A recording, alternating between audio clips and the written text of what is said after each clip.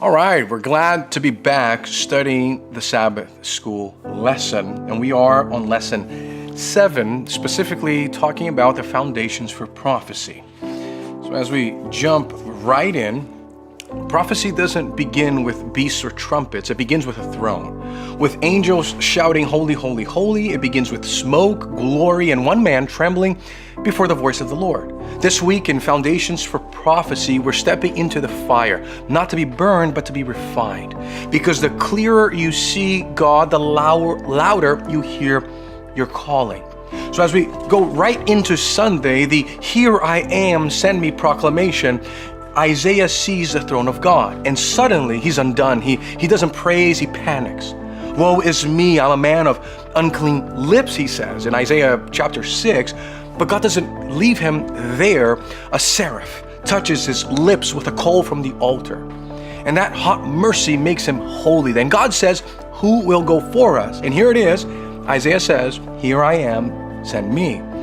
You see, before God sends you to speak, he touches the part of you that feels most unqualified. So let us know in the comments. Send me. Just type it out, send me, if you'd like for God to send you out into the purpose that he has for you.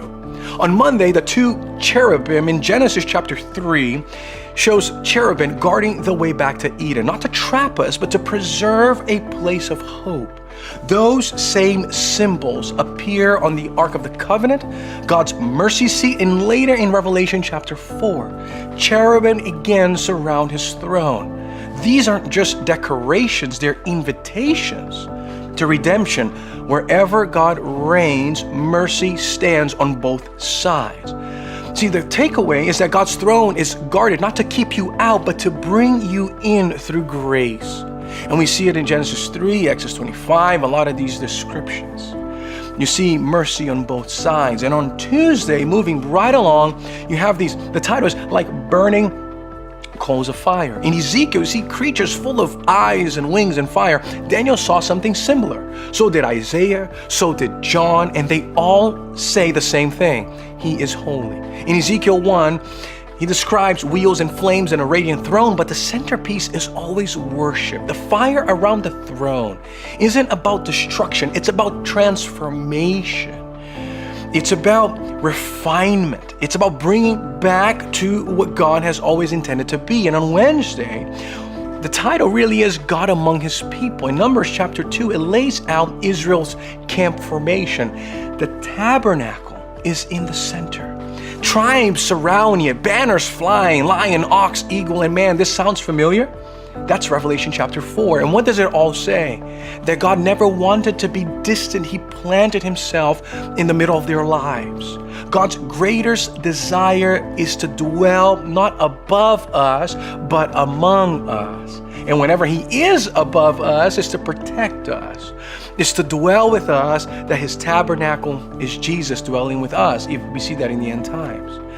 On Thursday, the fall of Lucifer, we see that he started as a covering cherub, close to the throne, created in glory. But Isaiah 14 and Ezekiel 28 shows us what happened.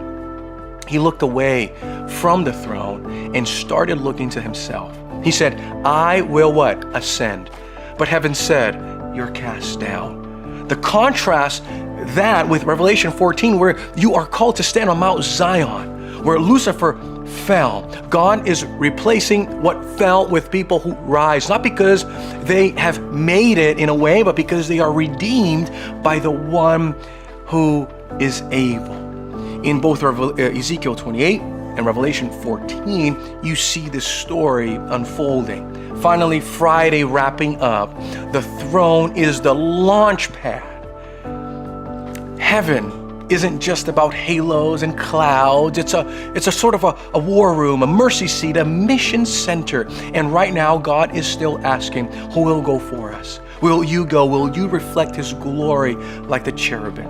Will you say yes, even if your lips are trembling? You don't need to be fearless. You just need to be faithful, to believe in the one who can accomplish everything at the right time. If this week has lit a fire in your soul. Don't let it go dim. Keep praying and asking for God to guide you through this. And next week in lesson 8, the Lord reigns. We'll talk about what happens when the throne moves from heaven into daily life.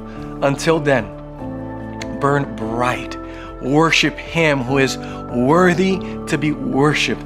If you accept it and you claim it, you have been forgiven. As we close here together, let us know in the comments, what was your takeaway from this remarkable lesson that we have been studying?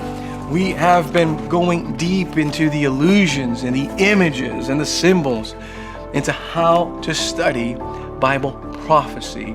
Prophecy is about a promise that was made, about a promise that was kept, about a God who loves us, who comes through for us even when the whole world could care less about how we feel and how we live. May God be with you, because He is for